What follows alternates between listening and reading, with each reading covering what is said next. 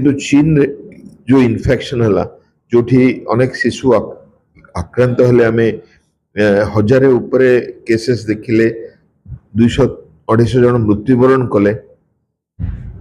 ତାପରେ ଏଇ ଇନଫେକ୍ସନ ଗୋଟେ ଆତଙ୍କ ଖେଳି ଦେଇଛି।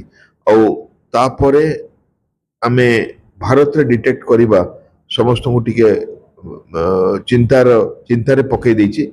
ମୁଁ କେତୋଟି ଜିନିଷ ଆପଣଙ୍କୁ କହୁଛି ଯୋଉଥିରେ କି ଆପଣ ବିଲକୁଲ ବ୍ୟସ୍ତ ହବା କଥା ନୁହେଁ। ପ୍ରଥମ କଥା ହେଲା, ଭୂତାଣୁ 25 ବର୍ଷ ପୁରୁଣା ଓ ଆମର ରୋଗ ପ୍ରତିଷେଧକ ଶକ୍ତି ଏଇ ଭୂତାଣୁ ବିରୁଦ୍ଧରେ ଅଛି। ଦ୍ୱିତୀୟ କଥା ହେଲା, ଏବେ କୌଣସି କମ୍ୟୁନିଟି ସ୍ପ୍ରେଡର ଏଭିଡେନ୍ସ ନାହିଁ। ଆମର ଯୋଉ ସର୍ଭିଲେନ୍ସରେ ଏମିତି କିଛି ଖବର ନାହିଁ ଯେ ଗୋଟେ ଏରିଆରେ ଶିଶୁମାନଙ୍କୁ ଏହା ବ୍ୟାପି ଯାଉଛି ବା ଅତି ଶୀଘ୍ର ଜଣକଠୁ ଜଣକୁ ବ୍ୟାପି ଯାଉଛି। ଆପଣ ଯୋଉ କେସ୍ ଦେଖିଲେ ବ୍ୟାପ୍ଟିଷ୍ଟ ହସ୍ପିଟାଲ ବାଙ୍ଗାଲୋରରେ, ତାହା ହେଲା ଜାନୁଆରୀ 3ର କେସ୍। ସେମାନେ ଗତକାଲି ଡିକ୍ଲେୟାର କଲେ, ଜାନୁଆରୀ 6ରେ ଡିକ୍ଲେୟାର କଲେ।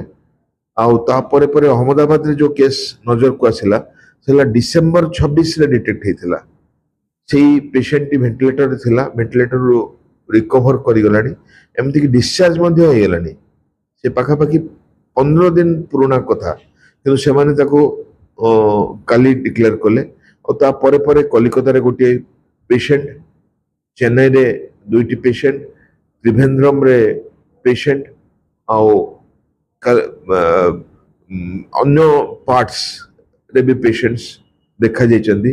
ଆଉ ସଂଖ୍ୟା 2ରୁ ବଢି 4, 6, 8 ବଢି ଚାଲିଛି। ତ ଏଥିରେ ଆମେ ୱାଚ୍ କରିବା ଯେ କେତେ ଶୀଘ୍ର ଏ ଭାଇରସ ସ୍ପ୍ରେଡ କରୁଛି ଆଉ ତାର ଏପିଡେମିକ କି ପ୍ୟାଣ୍ଡେମିକ ପଟେନ୍ସିଆଲ ଅଛି କି ନାହିଁ। କିନ୍ତୁ ବର୍ତ୍ତମାନ ପାଇଁ ଆପଣଙ୍କୁ ସତର୍କ ରହିବାକୁ ପଡିବ। ଆମେ ଆମର ଯାହା ପୁରୁଣା ବିହେଭିୟରାଲ ମୋଡିଫିକେସନ କୋଭିଡ ବେଳେ ଶିଖିଛେ, ତାହା ବ୍ୟବହାରକୁ ଆସିବ।